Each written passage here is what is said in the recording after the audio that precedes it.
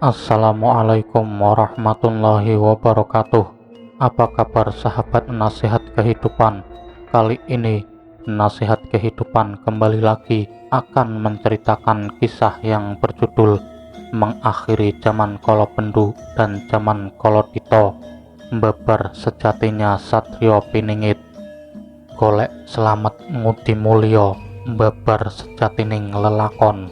Mungkasi jaman Kolopendu lan jaman Kolotida, hamiwiti jaman Kolosuba. Barangkali saat ini kita telah mengalami situasi dan kondisi masyarakat yang disebut dengan zaman edan, situasi yang dirasakan oleh kebanyakan orang sebagai situasi yang tidak menentu, penuh kecemasan dan ketidakpastian. Di zaman edan ini, orang yang pandai belum tentu sukses atau memiliki kedudukan tinggi, dan orang bodoh belum tentu sengsara. Yang penting adalah berani nekat. Yang sukses adalah orang-orang yang cerdik dan licik, sedangkan orang jujur meski bekerja keras, hidupnya akan tetap sengsara. Jujur acur olo mulyo. Begitulah pepatah Jawa dalam menggambarkan zaman edan ini, yang maknanya orang jujur malah bisa jadi hancur karena ditinggalkan orang-orang di sekitarnya yang tidak beres moralnya, dan sebaliknya orang olo atau tidak baik moralnya malah kehidupannya bisa jadi baik karena berani berbuat dengan menghalalkan segala cara, berbohong, mencuri, merampok, menipu, dan lain sebagainya. Di zaman edan ini, orang kaya akan semakin kaya, sementara orang miskin akan semakin sulit untuk memperoleh kehidupan. Ingin mendapat pekerjaan, apalagi jabatan harus menyuap, maka hanya orang-orang kayalah yang akhirnya mudah mendapatkan pekerjaan dan jabatan, dan sementara orang-orang miskin semakin terpinggirkan. Itulah konsekuensi logis dari sistem liberalis dan kapitalis. Orang kaya mengeksploitasi orang miskin. Di zaman edan ini, korupsi ada di mana-mana. Korupsi justru dilakukan oleh orang-orang yang sudah kaya. Mereka terus-menerus menguras uang negara.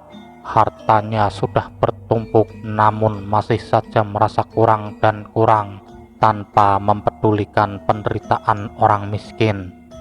Keserakahan telah menutupi hati nuraninya. Empati dan kepedulian sudah luntur dari kolbunya. Di zaman edan ini, moral tidak dipentingkan lagi. Tidak ada persahabatan dan tidak ada kawan abadi. Yang ada adalah kepentingan. Kawan bisa menjadi lawan, dan yang tadinya lawan bisa menjadi kawan, asalkan menguntungkan.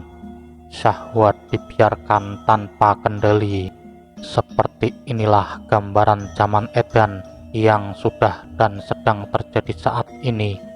Keadaan itu sudah ditulis oleh Ronggo Warsito ratusan tahun yang lalu dalam sebuah syair yang dikenal dengan Serat Kolotida. Oleh karena itu, zaman edan ini disebut juga zaman Kolotida. Seperti apa Serat Kolotida itu?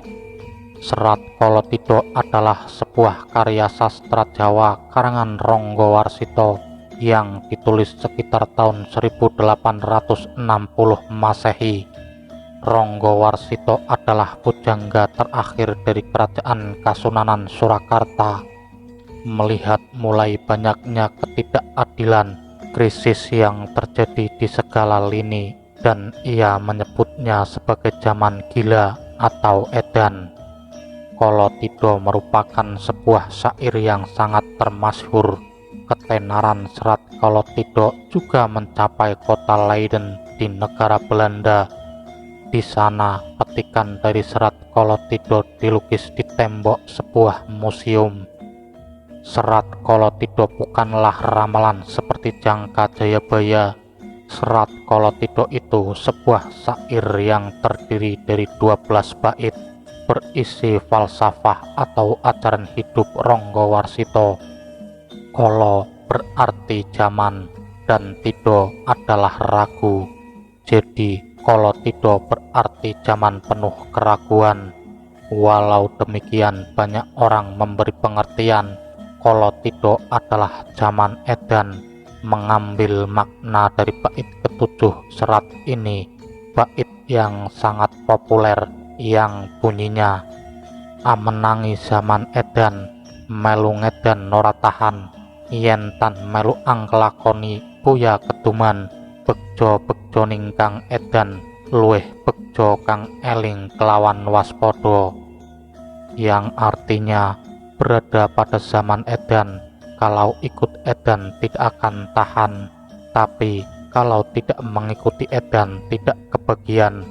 Sebahagia-bahagianya orang yang edan, akan lebih bahagia orang yang tetap ingat dan waspada.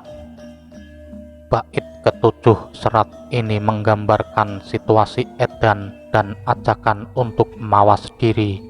Adapun makna dari bait ketujuh ini adalah mengalami hidup pada zaman edan memang serba repot. Mau ikut ngedan hati tidak sampai, jika tidak mengikuti tidak kebagian apa-apa, yang akhirnya malah kelaparan. Namun sudah menjadi kehendak Allah. Bagaimanapun beruntungnya orang yang edan, masih lebih beruntung orang yang ingat dan waspada. Dan sampai kapan kondisi ini akan terus berlangsung? Menungso hamung bisa anut lakuning jongko, nanging menungso diwajibake kudu tansah hambudidaya. Maksudnya, kita manusia hanya bisa ikut takdir dan rencananya Gusti Allah, Gusti ingkang akarya jagat. Tetapi kita sebagai manusia diwajibkan berusaha. Orang yang terus berusaha namanya melaksanakan laku atau menjadi lakon pelaku sejarah. Setelah zaman yang seperti ini nanti berakhir, kita akan menemui yang namanya zaman Kala Suba. Nusantara akan memasuki era baru, yaitu zaman Kala Suba, zaman kesenangan atau kejayaan menuju tatanan swarga Maniloka. Namun zaman ini tidak bisa ditunggu begitu saja. Memang waktunya sudah ditentukan, tetapi manusia wajib budidaya atau berusaha. Seperti halnya mau panen mangga, saatnya musim panen, nanti bisa pasti mangga akan berbuah. Tetapi manusia wajib berusaha, memupuk, menyiram, menyemprot jika ada hama, dan lain-lain. Proses pergantian zaman selalu ditandai dengan tokoh pembaharu atau tokoh penyelamat yang sering kita dengar dengan istilah satriya piningit.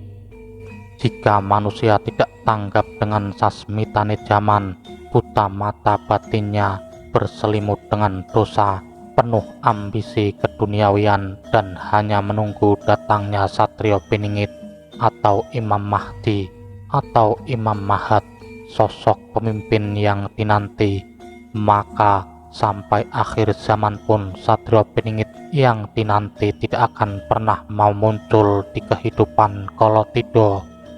Satriya piningit itu akan muncul dengan sebuah persyaratan dan perjanjian. Lalu, apa itu satriya piningit dan apa persyaratan kemunculannya hingga zaman ini berubah menjadi zaman Kala Suba? Kita semua mengerti bahwa misteri satriya piningit tak pernah pupus dari benak dan renung hati anak cucu leluhur Nusantara. Fenomena sejak masa kewalian pasca kebobrokan dan kehancuran kerajaan Majapahit ini sangat lekat, terutama bagi anak cucu Jawa Bali Dwipa. Perjalanan sejarah Nusantara telah menjadi saksi hidup tentang kemunculan satriya piningit di di setiap perubahan masa yang telah diwasiatkan oleh para leluhur Nusantara ratusan tahun yang lalu. Raden Patah atau Jimbun adalah sosok satrio piningit dukungan para wali, utamanya Sunan Bonang, yang menandai dirinya kerajaan Demak setelah mampu menghapuskan supremasi kerajaan Majapahit. Sultan Hadiwijoyo atau Joko Tingkir, murid Sunan Giri, merupakan satrio piningit pada masa berdirinya kerajaan Pajang yang mengakhiri era kerajaan Demak. Panembahan Senopati atau Sutowijoyo, murid Sunan Kalijogo, juga merupakan satrio piningit pada masa berdirinya kerajaan Mataram, menggantikan eksistensi Pajang. Dari beberapa peristiwa bersejarah tersebut mengandung makna yang tersirat bahwa munculnya satrio piningit selalu berada pada pergantian atau masa besar Nusantara, di mana senantiasa tidak meninggalkan peran seorang wali atau aulia, seperti yang pernah menduduki pemimpin negeri ini, seorang Soekarno, Soeharto, Habibie, Gus Dur, Megawati, SBY, dan Jokowi. Dapat pula dikatakan sosok satrio piningit pada masanya setelah Nusantara ini beralih menjadi NKRI. Tetapi itu masih belum memenuhi standar dari jiwa pemimpin yang diharapkan. Fenomena yang sangat menarik saat ini adalah, akankah satrio piningit yang dikenal dengan nama Satrio Pinandito Sinisihan Wahyu muncul pada masa ini? Mengingat dari situasi dan tanda-tanda alam yang terjadi mengindikasikan Nusantara akan memasuki era baru, yaitu zaman Kolosubo atau zaman kesenangan atau zaman kejayaan menuju tatanan swarga Maniloka.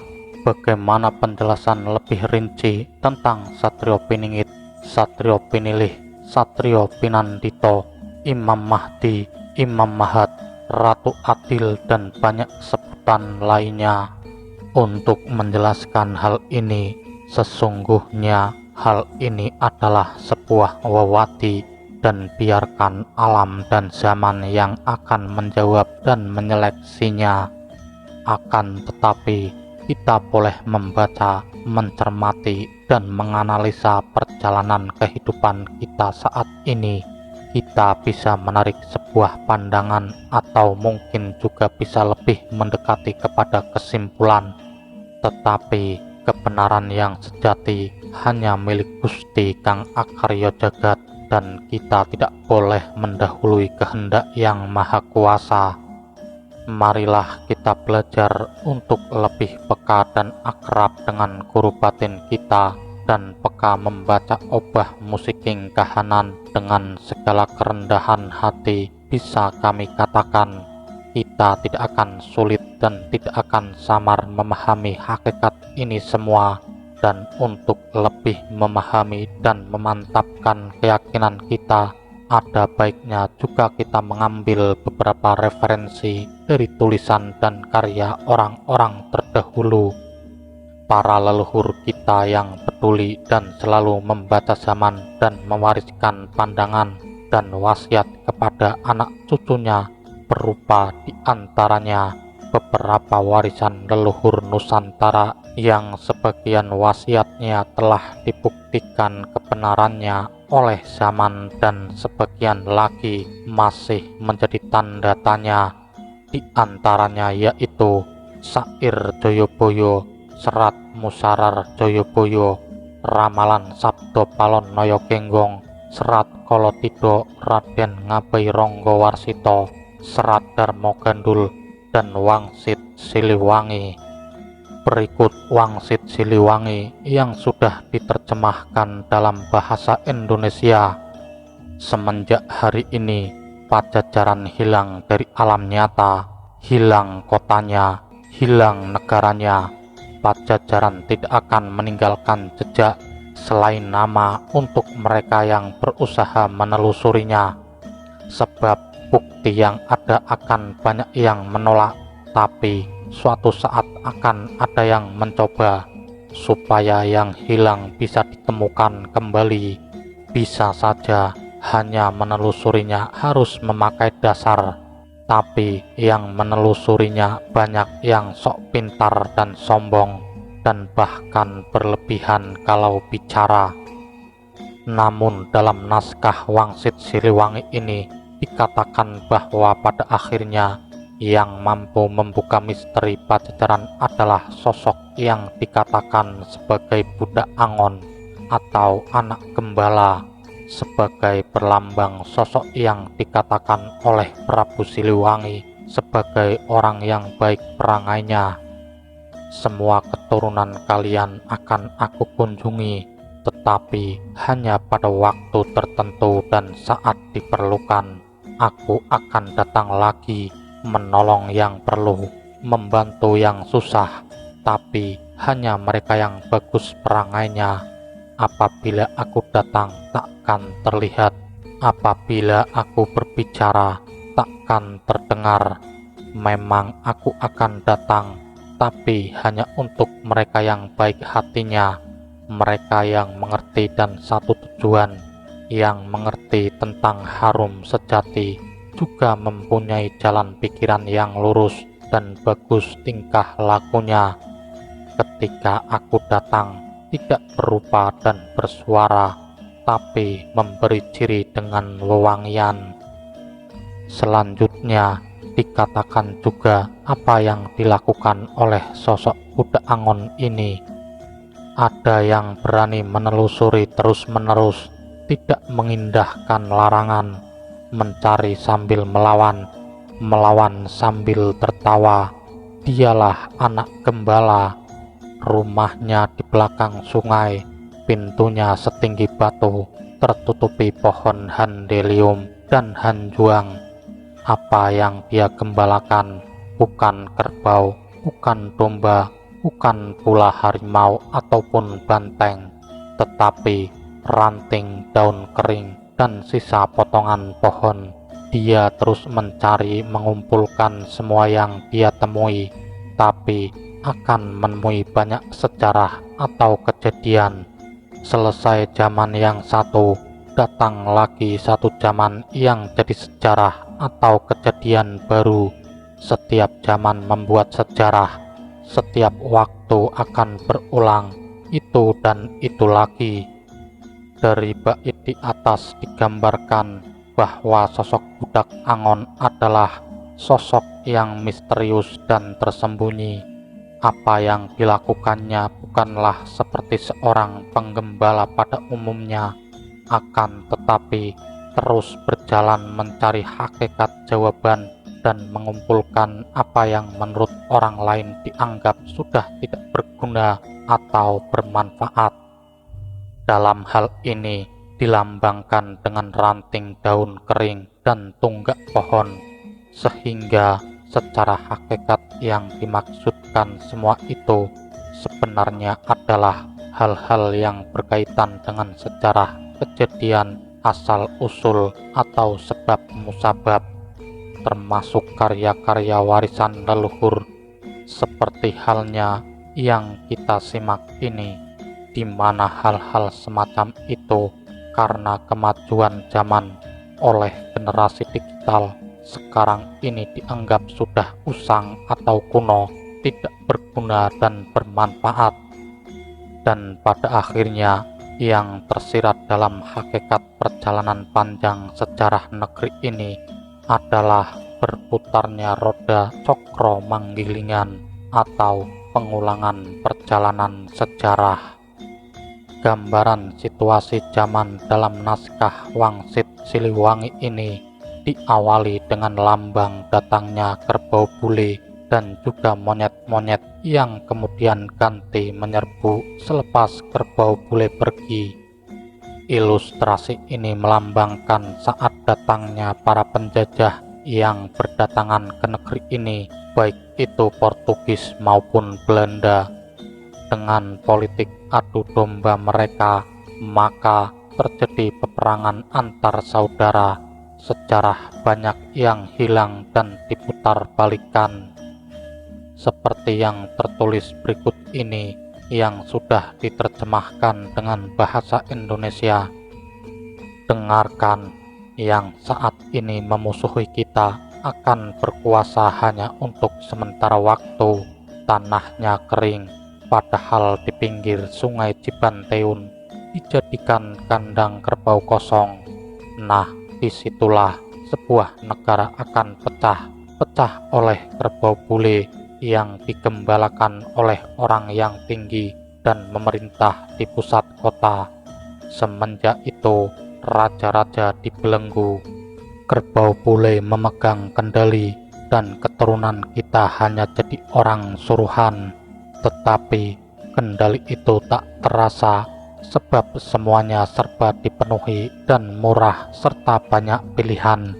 Dan semenjak itu, pekerjaan dikuasai monyet. Suatu saat nanti keturunan kita akan ada yang sadar, tapi sadar seperti terbangun dari mimpi. Dari yang hilang dulu, semakin banyak yang terbongkar, tapi banyak yang tertukar sejarahnya, banyak yang dicuri bahkan dijual. Keturunan kita banyak yang tidak tahu bahwa zaman sudah berganti. Pada saat itu, geger di seluruh negara, pintu dihancurkan oleh mereka para pemimpin, tapi pemimpin yang salah arah, yang memerintah bersembunyi. Pusat kota kosong, kerbau bule kabur, negara pecahan diserbu monyet. Keturunan kita enak tertawa, tapi tertawa yang terpotong, sebab ternyata pasar habis oleh penyakit, sawah habis oleh penyakit, tempat padi habis oleh penyakit, kebun habis oleh penyakit, perempuan hamil oleh penyakit, semuanya diserbu oleh penyakit. Keturunan kita takut oleh segala yang berbau penyakit. Semua alat digunakan untuk menyembuhkan penyakit, sebab sudah semakin parah. Yang mengerjakannya masih bangsa sendiri, banyak yang mati kelaparan. Semenjak itu, keturunan kita banyak yang berharap bisa bercocok tanam sambil sok tahu membuka lahan. Mereka tidak sadar bahwa zaman sudah berganti cerita lagi. Kemudian dalam naskah Wangsit Siliwangi, bahwa situasi carut-marut yang terjadi ada yang menghentikan, yaitu orang seberang. Lalu sayup-sayup dari ujung laut utara terdengar gemuruh, burung menetaskan telur, riuh seluruh bumi. Sementara di sini ramai oleh perang, saling menindas antar sesama. Penyakit bermunculan di sana-sini, lalu keturunan kita mengamuk tanpa aturan, banyak yang mati tanpa dosa. Jelas-jelas musuh dijadikan teman, yang jelas-jelas teman dijadikan musuh. Mendadak banyak pemimpin dengan caranya sendiri, yang bingung semakin bingung. Banyak anak kecil sudah menjadi bapak, yang mengamuk tambah berkuasa, mengamuk tanpa pandang bulu.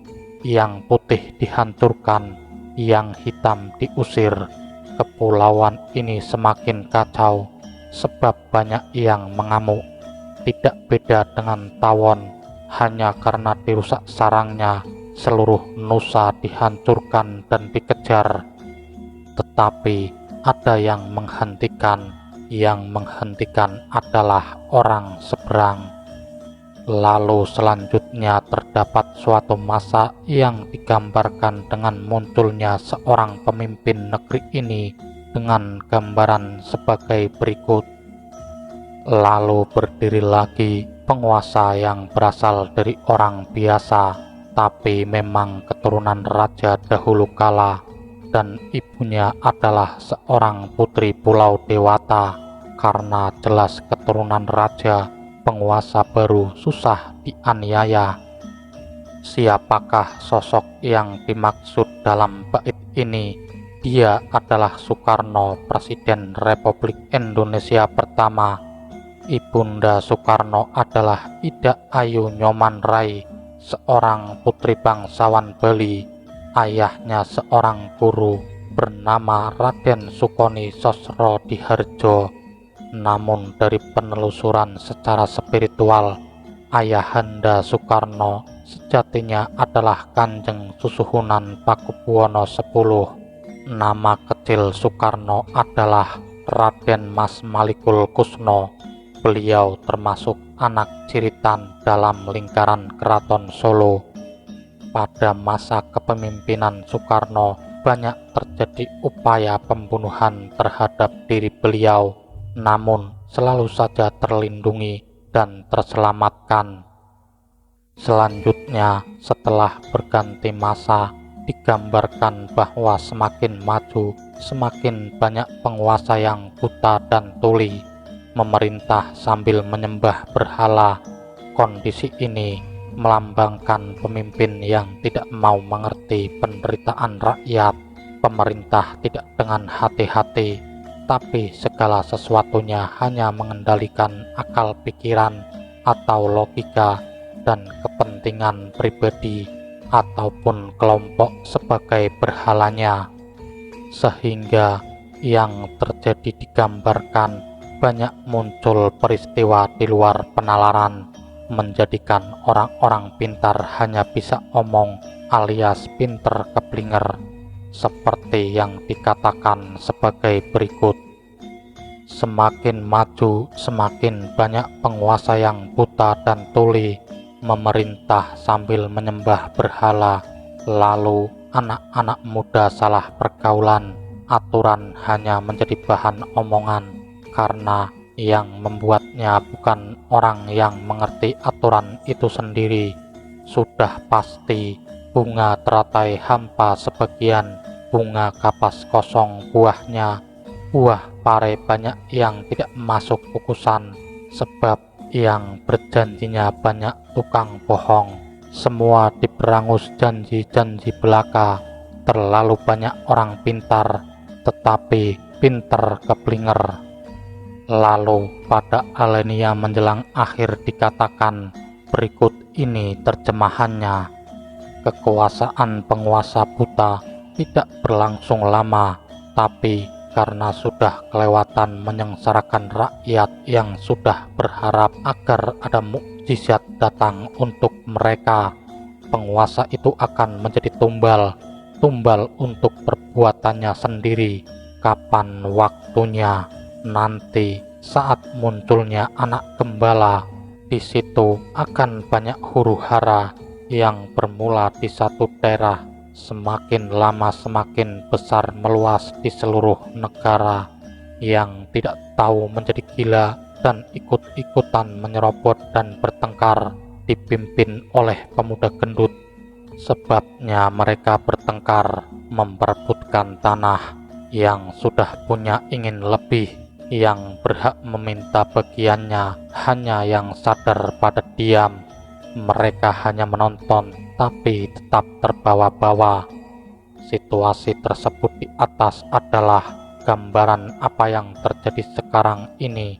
Kalau kita perhatikan dengan cermat alenia ini, maka memang saat ini seluruh rakyat sedang berharap-harap menunggu datangnya mukjizat di tengah-tengah carut-marut yang sedang berlangsung di negeri ini.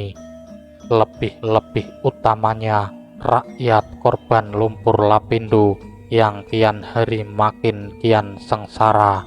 Bencana datang bertubi-tubi, huru-hara terjadi di mana-mana, dan akhir-akhir ini banyak sekali terjadi kasus perebutan tanah.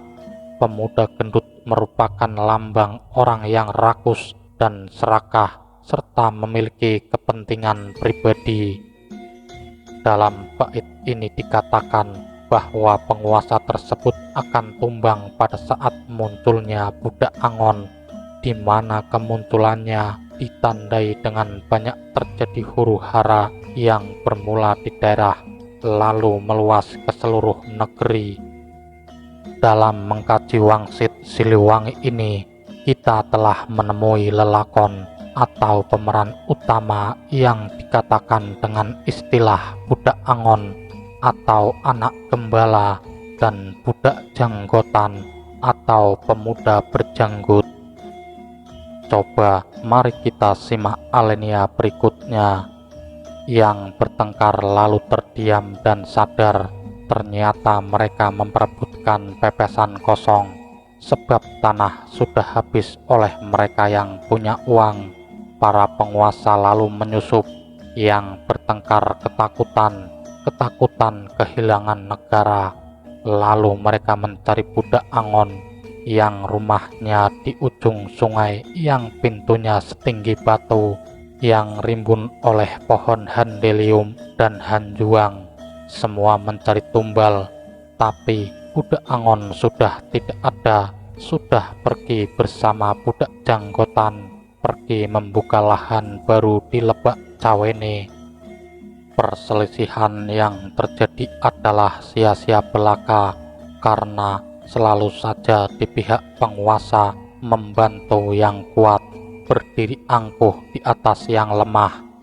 Ada saat di mana wong cilik sebagai lambang si lemah yang tertindas, mencari penuh harap sosok budak angon dan budak janggotan, namun yang dicari sulit ditemukan karena telah pergi ke Lebak Cawene.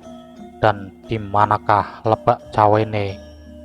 Lebak Cawene adalah suatu lembah seperti cawan yang dikatakan di dalam serat Musarar Joyoboyo sebagai gunung perahu. Tempat itu digambarkan sebagai suatu lembah atau bukit di mana permukaannya cekung seperti tertumbuk perahu besar. Secara gambaran spiritual, di tempat itu terdapat 2 sumber air besar dan ditandai dengan 3 pohon beringin atau ringin telu. Dan lebih lanjut dikatakan yang ditemui hanya gagak yang berkoar di dahan mati. Dengarkan, zaman akan berganti lagi, tapi nanti setelah gunung gede meletus, disusul oleh 7 gunung, ribut lagi seluruh bumi. Orang Sunda dipanggil-panggil, orang Sunda dimaafkan, baik lagi semuanya. Negara bersatu kembali, Nusa Jaya lagi, sebab berdiri Ratu Adil yang sejati. Tapi ratu siapa dan dari mana asalnya sang ratu? Nanti juga kalian akan tahu. Sekarang carilah anak gembala, segeralah pergi. Tapi ingat, jangan menoleh ke belakang. Perlambang gagak berkoar di dahan mati yang bermakna situasi di mana banyak suara-suara tanpa arti. Rakyat menjerit-jerit, penguasa mengumbar janji-janji kosong, sedangkan negara digambarkan banyak ditimpa bencana. Sekarang ini banyak gunung di Nusantara sedang aktif, bahkan beberapa gunung telah meletus. Ribut seluruh bumi merupakan lambang keresahan dunia internasional dewasa ini terhadap perubahan iklim dunia, pemanasan global dan krisis yang melanda. Hal ini ditandai dengan banyak bencana dan wabah mematikan yang terjadi di banyak negara. Nampaknya kita sedang memasuki tahapan situasi ini. Mari kita renungkan dan perhatikan dengan apa yang sedang terjadi di seluruh negeri ini. Gunung-gunung telah mulai aktif, banyak terjadi bencana dengan unsur air, api, angin, dan tanah. Di mana-mana banyak pula terjadi huru-hara, demonstrasi atau kerusuhan sebagai lambang ketidakpuasan di berbagai tempat. Apakah ini terjadi secara kebetulan? Tentu bagi yang memahami, ini semua adalah merupakan skenario langit. Lalu, siapakah sang budak angon itu? Saksikan di bagian berikutnya. Terima kasih sudah menyimak dari kisah yang kami sajikan. Semoga cerita ini bermanfaat bagi kita semua. Wassalamualaikum warahmatullahi wabarakatuh.